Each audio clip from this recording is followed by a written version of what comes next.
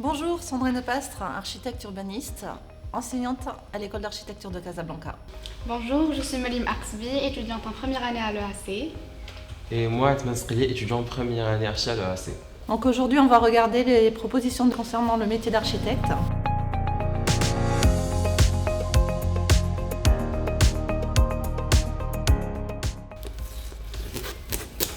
Un architecte est un artiste. Un architecte est forcément un artiste vu qu'il conçoit des bâtiments et la conception des bâtiments est forcément un art. Je dirais oui, c'est un artiste du moment que déjà l'architecture c'est l'art de bâtir et je pense que on est là à dessiner, à faire des plans, oui, on est des artistes aussi.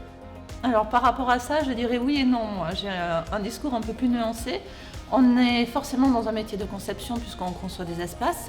Par contre, on est soumis à énormément de contraintes, que ce soit des contraintes budgétaires, des contraintes techniques, des contraintes d'éclairement, des contraintes d'acoustique.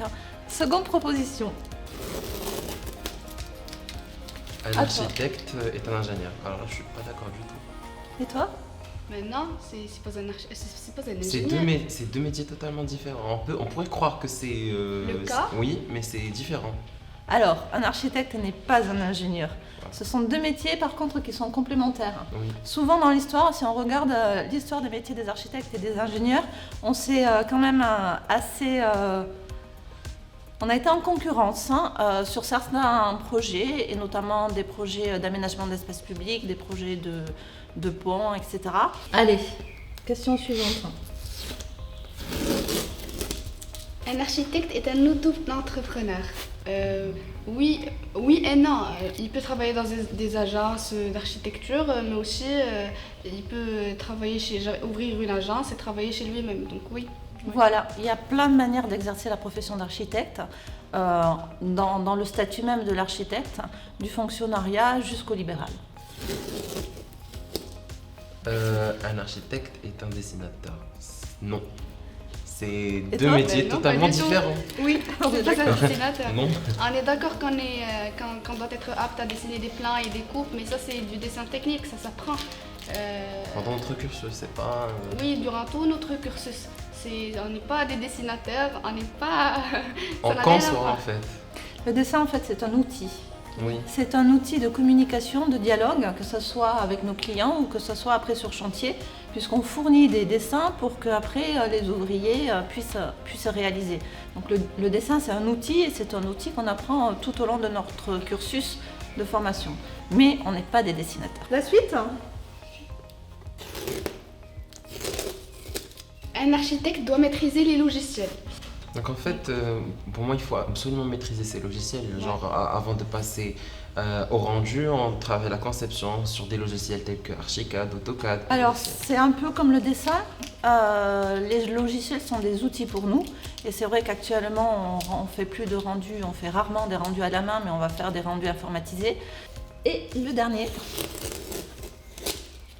Un architecte est scientifique de formation. En fait, c'est la combinaison entre deux domaines plus ou moins différents, genre l'art et la science. C'est-à-dire qu'on doit concevoir des projets qui sont quand même réalisables.